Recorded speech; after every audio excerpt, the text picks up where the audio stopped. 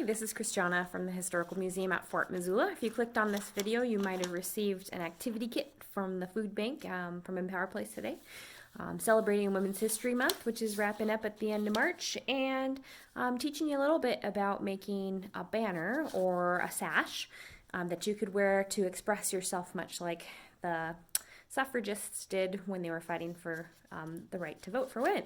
So in your bag, you'll have a box of crayons and a sash, a paper one like this one, and let's see if I can pick this up. Didn't bring my tripod today. A paper clip. So what we're gonna do here is we're gonna make a sash kind of like the ones that they used back then.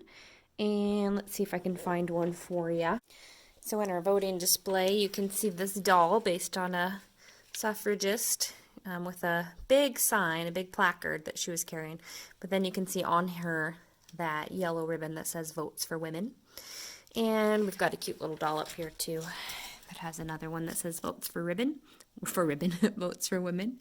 And you can put whatever you want on your sash. It doesn't have to be about the right to vote. Over here in our exhibit, we have a panel that we borrowed from the folks in Helena that did a campaign about celebrating the 100th anniversary of women getting the right to vote in Montana a couple years ago. And you can see Hazel Hunkins there. She's got her sash on. And if you read the little booklet or little info sheet that came with your activity kit, you can see that the colors that they often used were gold or purple or white.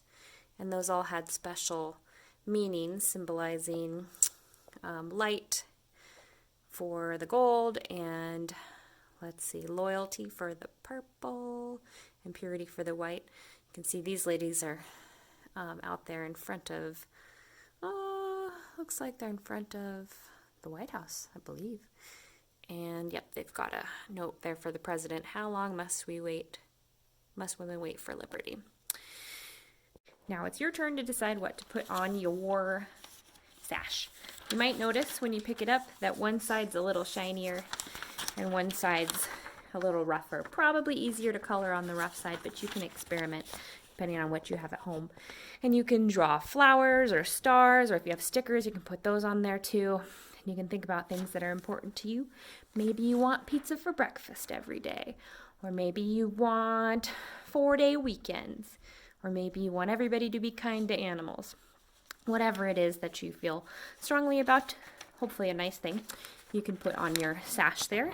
And then that paper clip, once you put your sash on, you'll put it over your shoulder.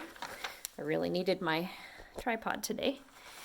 And then it'll reach down to connect to the other side, and then you can hold it together with your paper clip, or if you have some tape or a stapler, you can do it that way too.